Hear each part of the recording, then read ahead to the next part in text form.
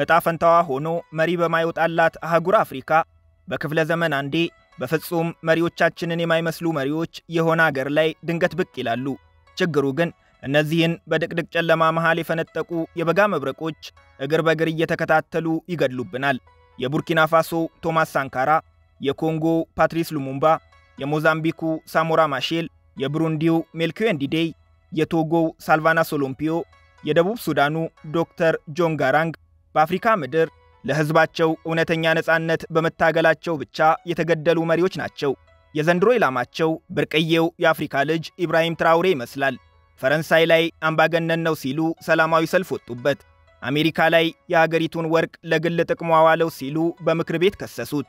የመፈንቅለ መንግስት ሙከራ አድርገው አልሳካ ሲላቸው ይሄ ልወደድ ባይ ውሸቱን ነው ሲሉ ያሰድቡታል።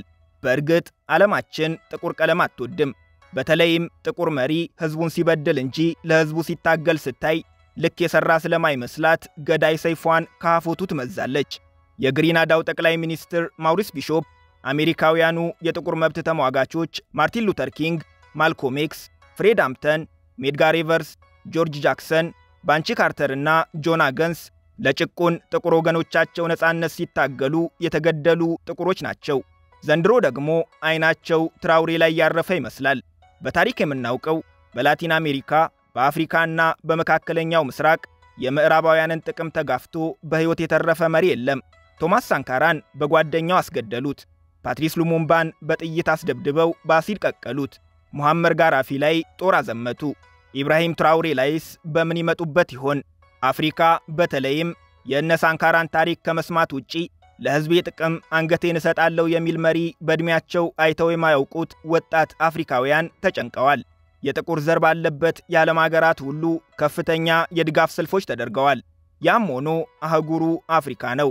ሳንካራ እሱማ ወንድሜ ነው እኔን አይገድለኝም ብሎ ያመነው፣ ነገር ግን ሳንካራን በተቀመጠበት በጥይት መጥቶ የገደለው የብሌስ ኮምፓውሪ አይነት ኮዳም ጓደኛ ከትራውሬ ጎን ላለመኖሩ እርግጠኛ መሆን አይቻልም።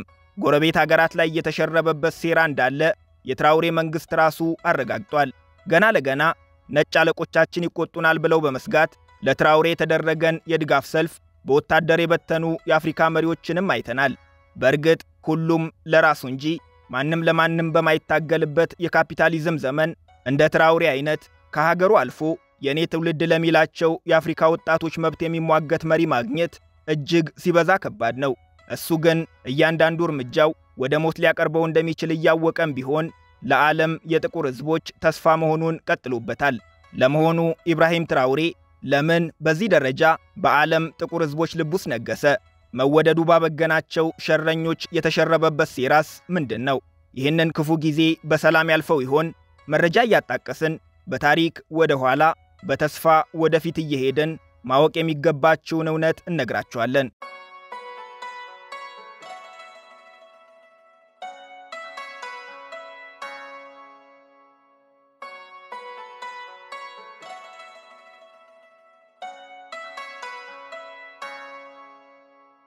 ምዕራባውያኑ በድርጊት እኛም በትዝብት ጥርሳችንን የነቀልንበት አንድ የተለመደ እውነት አለ። ሊገድሉ የፈለጉትን መሪ መጀመሪያ የተለመደ ታርጋ ይለጥፉለታል። ኢራቅ ላይ ሳዳም ሁሴንን በህዝባቸው ፊት ሲጥ አድርገው ከመግደላቸው በፊት ሳዳም ሁሴን ጅምላ ጨራሽ የኒውክለር ቦምብ መስራታቸውን፣ ይህ ቦምብ ለዓለም ህዝብ ሁሉ አደገኛ መሆኑን፣ ቦምቡ ፈንድቶ ዓለምን ከማጥፋቱ በፊት በፍጥነት ደርሰው ቦምቡን የማክሸፍ ዓለምንም ከጥፋት የመታደግ ታላቅ ኃላፊነት እንደወደቀባቸው ነግረውን ነበር ኢራቅ የገቡት። ስላቁ ግን የልባቸውን አድርሰው ከኢራቅ ሲመለሱ ኢራቅ የኒውክለር ቦምብ የሚባል ነገር እንደሌላት የነገሩን ራሳቸው ምዕራባውያኑ መሆናቸው ነው። ይህ ሲሆን ግን ኢራቃውያን ሳዳምንም ሰላማቸውንም አጥተው ነበር። ሙሐመር ጋራፊና ሀገራቸው ሊቢያም ጸበሉ ደረሳቸው።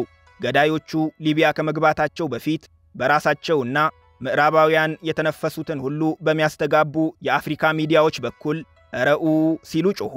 ምን ነው ሲባሉ ጋዳፊ የገዛ ህዝቡን እየጨፈጨፈ ነው፣ ህዝብ ሲታረድ ቆሞ የሚያይ አንጀት የለንም፣ በዓለም አቀፍ ህግ መሰረት ለሊቢያ ህዝብ በአስቸኳይ ልንደርስለት ይገባል አሉ። የተባበሩት መንግስታት ድርጅት ቡራኬውን ሰጠ። ኔቶ ጦርነቱን አጋፈረ። በውጤቱ ጋዳፊ ተገደሉ። ሰላም እናደርጋታለን ያሏት ሊቢያም ወደ ለየለት ቀውስ ገባች። ይሄኔ ዜጎቿ በጎበዝ አለቆች እየተመሩ የእርስ በርስ ጦርነት ጀምረው ሊቢያውያን እውነተኛውን ሞት መሞት ጀመሩ። ከሞት እናድናቸዋለን ብለው የመጡት ምዕራባውያን ግን ተልዕኳቸውን ፈጽመዋልና ሊቢያውያንን ለእውነተኛው ሞት ጥለዋቸው ሄዱ። ምስኪን ሊቢያውያን ጥሩ ኑሯቸውን ቢያጡ፣ ትምህርት ቤት ቢዘጋባቸው፣ ሆስፒታላቸው ቢወድም፣ እርስ በርስ እየተታኮሱ ቢጫረሱ እነሱ ምን ተዳቸው? የኢራቅም የሊቢያም የኮንጎም የቡርኪና ፋሶም መሪዎች የተገደሉበት ዋናው ምክንያት የሀገራቸውን የተፈጥሮ ሀብት ለሕዝባቸው ጥቅም ማዋል መጀመራቸው ነበር። በምዕራባውያን አገራት የሚገኘው የተፈጥሮ ሀብት የራሳቸውና የሕዝባቸው ነው። የተፈጥሮ ሀብቱ በሌላኛው የዓለም ክፍል በተለይም በአፍሪካ ከሆነ ግን ሀብቱ የሀገሪቱና የሕዝቧ ሳይሆን የዓለም ሀብት ይሆናል። ሀብታችንን ለመመዝበር ለቅኝ ግዛት ሲመጡ ቅኝ እንግዛችሁ አላሉም። ይህንን ያልሰለጠነ ሕዝብ የማሰልጠን የሞራል ግዴታቸውን ሊወጡ እንደመጡ ነበር የነገሩን። አይሆንም ያሏቸውን በሙሉ ፈጇቸው። ዛሬ ደግሞ ሰብአዊ መብት ለማስከበር፣ ሙስናን ለመዋጋት፣ ሽብርተኝነትን ለመታገል፣ ዓለምን ከጥፋት ለመታደግ እያሉ የገንዘብ የቴክኖሎጂና የጦር ኃይላቸውን ተጠቅመው ይበዘብዙናል። የሀገራችንን ሀብት አናስበዘብዝም የሚሉ በጣት የሚቆጠሩ መሪዎች ሲገኙ ዓለም እያያቸው ለመቀጣጫ እንዲሆኑ አዋርደው ገድለዋቸዋል። መጨረሻውን ያሳምርልን እንጂ ዛሬ ላይ ኢብራሂም ትራውሬ በነጮች ጥርስ ውስጥ የገባበት ዋነኛው ምክንያትም ይህ ነው። ትራውሬ ወደ ሥልጣን ከመምጣቱ በፊት የቡርኪና ፋሶ ሀብት የቡርኪና ፋሶ ሕዝብ ሳይሆን የፈረንሳይ ነበር። ትናንት ቅኝ ግዛቷ ነበረች። ዛሬ ደግሞ የሚመሯትን መሪዎች እየሾመችና እየሻረች የሀገሪቱን ሀብት እንደፈለገች ትበዘብዛለች። የበጋው መብረቅ ኢብራሂም ትራውሬ መጣና ግን ውጡልን አለ። ያልጠበቁት ነበርና ደነገጡ።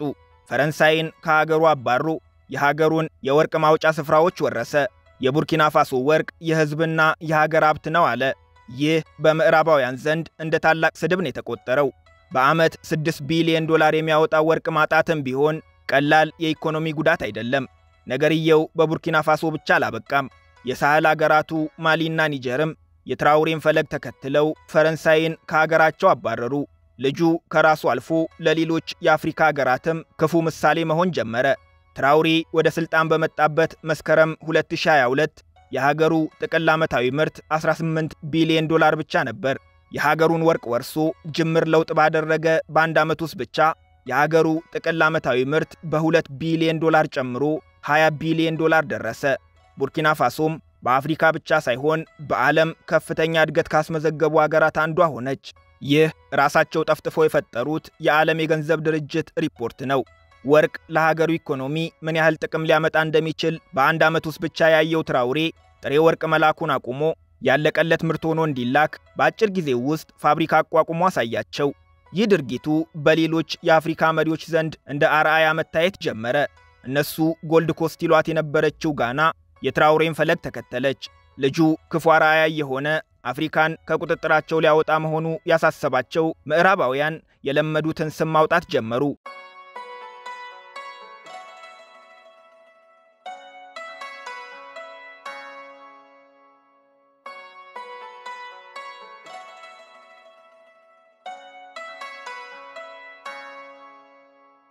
የወርቁ ጉዳይ ምን ያህል እንዳንገበገባቸው የምናየው በአሜሪካ ሴኔት ሳይቀር ርዕሰ ጉዳይ ሆኖ መቅረቡን ስናይ ነው። ዓለማችን ላይ በስም የምትጠቀስ ነዳጅ አምራች በሆነችው ናይጄሪያ ነዳጅ የጥቂት ባለሥልጣናትንና የእንግሊዙን ሼል ኩባንያ ኪስ ሲሞላ ሀገራቸው የዓለማችን 6ኛዋ ትልቋ ነዳጅ አምራች ሆና ሳለ ናይጄሪያውያን በነዳጅ ዋጋ መናር ምክንያት ሕይወታቸው ሲቃወስ፣ ሕዝቡ በድህነት ሲሰቃይ የአሜሪካ ሴኔት ምክንያቱ ሙስና መሆኑን አልሰማም ነበር። የዓለምን የተፈጥሮ ሀብት ሁሉ ጠቅልላ ያዘችውና እና አፕልና ቴስላን የዓለማችን ሀብታሞቹ ድርጅቶች ያደረገችው ኮንጎና ሕዝቦቿ የዓለማችንን የከፋ የጉስቁልና ሕይወት ሲመሩ እነሱ የሾሟቸው ጥቂት ሙሰኛ መሪዎች በቅንጦት ሲኖሩም የአሜሪካ ሴኔት አልሰማም ነበር። ኢብራሂም ትራውሬ የሀገሬ ወርቅ የሀገሬ ነው፣ የምናወጣውም የምንጠቀመውም እኛው ነን ሲል ግን የተለመደውን ሙሰኛ የሚል ስም ሰጡት። በአሜሪካ ሴኔት የትራውሬ ስም መነሳቱን በተባራሪ ወሬ ሰምታችሁ ሊሆን ይችላል። ትክክለኛውን ምስል ማግኘት እንድትችሉ ቃል በቃል እንደወረደ እናሰማችሁ። ኮሚቴው የተሰበሰበበት ዋናው ምክንያት አሜሪካ እስከዛሬ ከአፍሪካ ታገኝ የነበረውን ጥቅም ወደፊትስ አስጠብቃ መቆየት ትችላለች ወይ? አሁን እየተከተለች ያለችው ፖሊሲ ውጤታማ ነው ወይ? ጥቅማችንን ለመጋፋት እንደ አዲስ የመጡት ቻይናና ራሽያስ ምን ያህል ተገዳዳሪ ናቸው የሚለውን ለመስማት ነበር። ማብራሪያውን የሚሰጡት አፍሪኮም የተሰኘው የአሜሪካ ጦር የሚመሩት እኛኑ እንዲመስሉ ተመርጠው የተሾሙት ጥቁር ጀነራል ናቸው። ሚካኤል ላንግሌ ይባላሉ። የሚሲሲፒው ሴናተር ሮጀር ዊከር ጀነራሉን ጠየቁ። Africa is a mineral rich, resource rich continent, is that correct? ጀነራል ላንግሊ አፍሪካ በተፈጥሮ ሀብት የታደለች በማዕድን የበለጸገች አህጉር ናት። እውነት ነው ሐሰት? ጀነራሉ መለሱ። አዎን እውነት ነው ክቡርነቶ። ሊቀመንበሩ ጥያቄ አስከተሉ። ቻይናና ራሽያ በአፍሪካ እየተከተሉት ያለው ፖሊሲ ከአሜሪካ ጋር ሲነጻጸር ምን እንደሚመስል ንገረኝ አሉ። ጀነራሉ ባጭሩ ቻይናና ራሽያ የራሳቸው ፖሊሲ እንደሌላቸው የሚከተሉት ውጤታማነቱ በተግባር የተረጋገጠውን የአሜሪካን ፖሊሲ በመኮረጅ መሆኑን ነገሯቸው። They're following in our way trying to replicate what we do best. ሴናተሩ ጠየቁ። የበለጸጉ ሀገራት ወይም ከነዚህ ሀገራት የሚሄዱ ድርጅቶች በአፍሪካ ሀገራት ማዕድን ያወጣሉ። ከማዕድኑ የሚገኘው ገቢ ህዝቡን የጠቀመበት የስኬት ታሪክ አፍሪካ ውስጥ ተመዝግቦ ያውቅ እንደሆን እንዲነግሯቸው ጠየቁ። ጀነራሉ መለሱ። When the Chinese Communist Party is outed on them pulling out raw materials, not benefiting the populations of the host country. ክቡር ሊቀመንበር ጥቂት ታሪኮች አሉ። ነገር ግን የቻይና ኮሚኒስት ፓርቲ ህዝቡን ሳይጠቅም ማዕድናቱን እየዘረፈ ይወስዳል። ይህ ሲነቃበትና ህዝቡ ሲቃወመው ብዝበዛውን ለመቀጠል የተለየ ዘዴ ይዞ ይመጣል። They've been trying to come up with ways how they can stay there and process. ሴናተሩ በድጋሚ ተመሳሳዩን ጥያቄ ጠየቁ። እንደው ልዩ የስኬት ታሪክ ይኖር ይሆን ከአንድ ሀገር ወይም ከሁለት ሀገር የተገኘ? ጀነራሉ እንዲህ አሉ። በፍጹም ቻይና በተገኘችበት እንዲሆኑ አያውቅም። ሴናተሩ ዋናውን ጥያቄ ጠየቁ። ቻይና ጥቅሟን ለማስጠበቅ ከሷ ጋር የሚሰሩ ጠንካራ መሪዎች እንዲፈጠሩ ድጋፍና ማባበያ እየሰጠች እንደምትገኝ ይነገራል። ይህ እውነት ነው? ጥቁሩ ጀነራል ደፋር ናቸው ወይም እንዲደፍሩ ተነግሯቸው ይሆናል? ሴናተሩ በድፍኑ የጠየቋቸውን ጥያቄ ወደ ገደለው ወሰዱት። Absolutely, Chairman. I see this and I don't mind calling them out, but Captain Tory and Burkina Faso. እውነት ነው ክቡርነቱ። ስማቸውን መጥራት ካለብኝ ችግር የለብኝም። በተለይም የቡርኪና ፋሶ ካፒቴን ኢብራሂም ትራውሪ የሀገሪቱን የወርቅ ሀብት ለግል ጥቅሙ ደህንነቱን ለማስጠበቅ እያዋለው ይገኛል። ዋናው ጉዳይ የተነሳው እዚህ ላይ ነበር። ነገሩን በግልጽ እንድትረዱት አንድም ሐሳብ ሳንጨምርና ሳንቀንስ የስብሰባውን ውጤት ከስብሰባው ዓላማና በስብሰባው ላይ ከተነሱ እውነቶች አንጻር ብቻ እንየው። ሲጀመር ዋናው ርዕሰ ጉዳይ አሜሪካ በአፍሪካ ያላትን ጥቅም ማስጠበቅ እንጂ በአፍሪካ ሙስና የሚፈጽሙ መሪዎችን ስም መዘርዘር አልነበረም። ስለዚህ የአንድ መሪ ስም ተነጥሎ ሙሰኛ በሚል ከተነሳ ያ መሪ ሙሰኛ ስለሆነ አይደለም፣ የአሜሪካ ጥቅም እንዳይከበር እንቅፋት ሆኗል ማለት ነው። ሁለተኛው ራሳቸው እንደነገሩን ቻይናና ራሽያ በአፍሪካ እየተከተሉ ያሉት የአሜሪካን ፖሊሲ በመኮረጅ እንጂ የራሳቸው የሆነ የተለየ አዲስ ፖሊሲም ስትራቴጂም የላቸውም። ቻይና የአሜሪካን ስትራቴጂ ነው የኮረጀችው ከተባልንና ለኢብራሂም ትራውሬ ሙስና ሰጥታ ከሆነ አሜሪካም ጥቅሟን ለማስከበር ስትል ለሌሎች የአፍሪካ መሪዎች ሙስና ትሰጣለች ማለት ነው። የነገሩንን ነው። በዚህ መሰረት ትራውሬ ከቻይና መንግስት ሙስና ተቀብሏል ብለን እንመን። ሆኖም ትራውሬ ከሌሎች የአፍሪካ መሪዎች ተለይቶ ሙሰኛ የተባለው አፍሪካ ውስጥ ብቸኛው ሙሰኛ በመሆኑ ሳይሆን ሙስና የተቀበለው ከቻይና በመሆኑ ነው።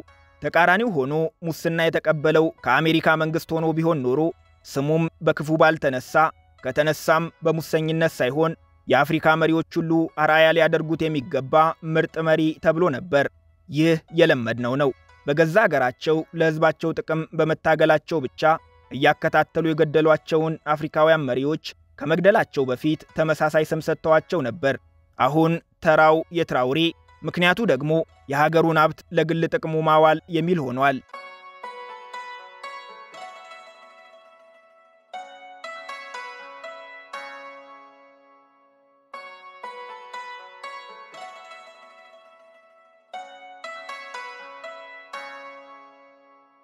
ኢብራሂም ትራውሬ በመላው ዓለም እንደ ትልቅ ክስተት የመታየቱን ሚስጥር እንንገራችሁ። በእርግጥ አመጣጡ በመፈንቅለ መንግስት ነበርና በጥርጣሬ ይታይ ነበር። እሱ ግን የለመድናቸውን አይነት የአፍሪካ መሪዎች አለመሆኑን ሲያሳየን ብዙ አልቆየም ነበር። ለመጀመሪያ ጊዜ የዓለምን ጥቁር ህዝቦች ትኩረት የሳበው በራሽያ አፍሪካ ስብሰባ ላይ ነበር።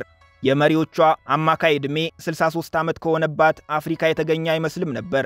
ለአብዛኞቹ ልጃቸው፣ ለአንዳንዶቹ ደግሞ የልጅ ልጃቸውን የሚመስለው ገና 34 ዓመቱ ነበር። በዚያ ላይ የፖለቲካ ልምድ የሌለው ወታደር። የአፍሪካ መሪዎች በተለመደው ፕሬዝደንታዊ ፕሮቶኮል ታጅበው ሲያልፉ፣ ትራውሬ ግን ፍጹም ልዩ ሆኖ ነበር የቀረበው። አለባበሱ፣ በወታደሮች ለተደረገለት አቀባበል፣ ወታደራዊ ሰላምታ በመስጠት ለወታደሮቹ ያሳየው ክብር፣ ከምንም በላይ ፑቲንን ሳይቀር የሸፈነው ቁመቱ በአካል በግልጽ እንዲታይ ያደረገው። ዋናው ቁም ነገር እሱ አልነበረም። በአዳራሹ የተገኙ የአፍሪካ መሪዎችን ከእኛ እኩል ያስደነገጠበት ንግግሩ እንጂ። የመናገር ዕድሉ ሲሰጠው አዳራሹን ኩም አደረገው። ቃል በቃል እንውረደው። ከዚህ ቀጥሎ የማደርገው ንግግር አባቶቼ የምትሆኑ የአፍሪካ መሪዎችን ሊያስከፋችሁ ስለሚችል በቅድሚያ ይቅርታ ልጠይቃችሁ። እዚህ የተገኛችሁትን የአፍሪካ መሪዎች በእኔ ዕድሜ ያሉ አፍሪካውያን ወጣቶችን ወክዬ አንድ ጥያቄ ልጠይቃችሁ። የእኔ ትውልድ ጥያቄ አለው። አፈሯ በማዕድናት የተሞላ የተትረፈረፈ የተፈጥሮ ሀብት፣ በቂ ውሃና የፀሐይ ብርሃን ያላት አፍሪካችን ለምን የዓለማችን ረሃብተኛዋና ድሃዋ አህጉር ሆነች? ይህ መልስ ያጣው የትውልዴ ጥያቄ ነው። አውሮፓ ለመግባት ባህር ሲያቋርጡ የሚሞቱ የኔ ትውልዶች ይህንን ጥያቄ ለእናንተ እንዳቀርብ ያስገድዱኛል። እዚህ የተገኘን የአፍሪካ መሪዎች ስራችንን በአግባቡ ተወጥተን በነበር፣ ወጣቶቻችን ሲጀመር አውሮፓን ባልተመኙ፣ ባህር ገብተው ክቡር ሕይወታቸውን ባላጡ ነበር። የሀገሬ የቡርኪና ፋሶ ሕዝብና እኔ ሀብታችንን እየበዘበዙ ድሃ ያደረጉንን ቅኝ ገዢዎች መዋጋት ጀምረናል። ይህንን በማድረጋችን ቅኝ ገዢዎቹ ሚሊሻዎች የሚል ስም ሰጥተውናል። እነሱ ይህንን ማለታቸው ችግር አልነበረውም። በስቃይ ላይ ለሚገኙ ሕዝቦቻቸው ጠብ የሚል መፍትሄ አምጥተው የማያውቁት የአፍሪካ መሪዎችም ይህንን የኢምፔሪያሊስቶች ዘፈን ሲደግሙት መስማት ግን ያሳዝናል። እኛን የሕዝብ መብት የሚረግጡ ሚሊሻዎች ይሉናል። የአፍሪካ መሪዎች ምዕራባውያን ጣታቸውን ባንቀሳቀሱ ቁጥር እነሱን ለማስደሰት መደነሳችንን ትተን ሕዝባችንን ስለመመገብ ብናስብ ይሻለናል። ችግሩ የአፍሪካ መሪዎች ሰርቶ ከመብላት ይልቅ እርዳታ እንወዳለን። በትናንትናው ዕለት ለምሳሌ የራሽያ መንግሥት ለአፍሪካ ሀገራት የስንዴ እርዳታ ሰጥቶናል። ለስጦታው እናመሰግናለን።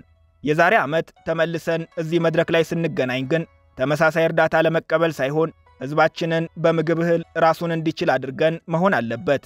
በምግብ እህል ራሳቸውን ከቻሉ ሀገራት እርዳታ እንዴት እንደምንቀበል ሳይሆን ሀገራቱ እንዴት ሕዝባቸውን መመገብ እንደቻሉ እንማር። ይህ የኢብራሂም ትራውሬ ንግግር ነበር።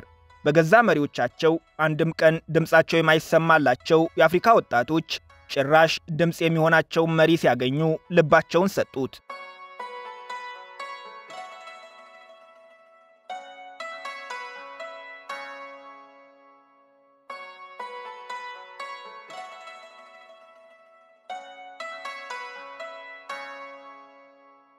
ይህ ንግግሩ ከድርጊቱ የተዋደደለት ወጣት መሪ ለሌሎች አፍሪካ መሪዎች ክፉ አርአያ እንዳይሆን መወገድ አለበት ከተባለ ሰነበተ። የማህበራዊ ሚዲያውን ቁጥር ትተን ኢብራሂም ትራውሬ ስልጣን ከያዘበት መስከረም 2022 ጀምሮ ራሱ የትራውሬ መንግስት ለህዝቡ ይፋ ያደረገው 4 መፈንቅለ መንግስቶች ተሞክረውበታል። ስልጣን በያዘ በሁለተኛው ዓመት ታህሳስ 2023፣ ሁለተኛው ስልጣን በያዘ በዓመቱ መስከረም 27 2023፣ ሶስተኛው ታህሳስ 25 2024፣ የመጨረሻው ደግሞ ሚያዝያ 21 2025። ነገሩ ከየት እንደተጠነሰሰ ምልክቶችንም አይተናል። በፈረንሳይ ቁጥራቸው ጥቂት ቢሆንም ኢብራሂም ትራውሬ አምባገነን ነው ከስልጣን ይውረድልን የሚሉ ሰላማዊ ሰልፈኞችን አየን።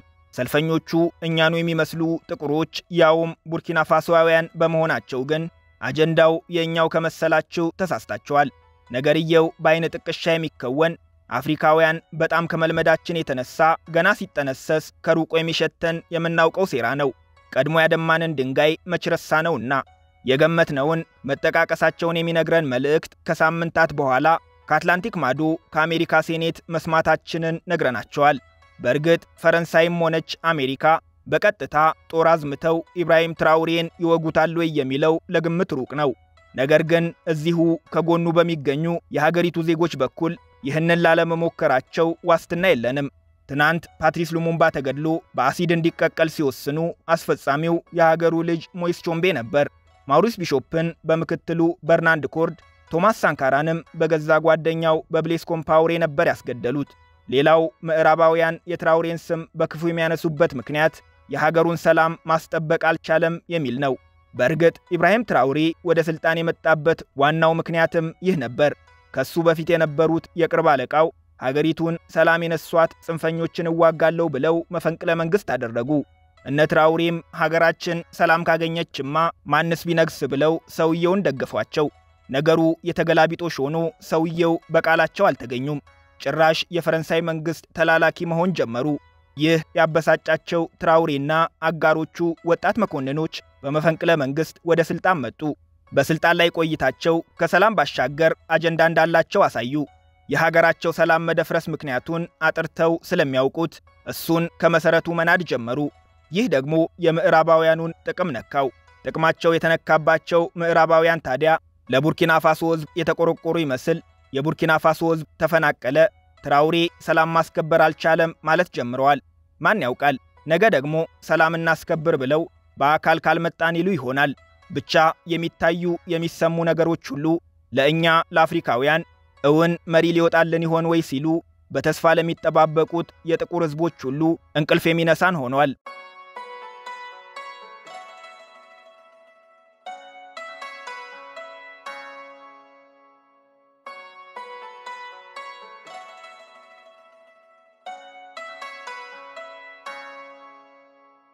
የዛሬው ልዩ ዝግጅታችንን በዚሁ አበቃን። አብራችሁን ስለቆያችሁ እናመሰግናለን።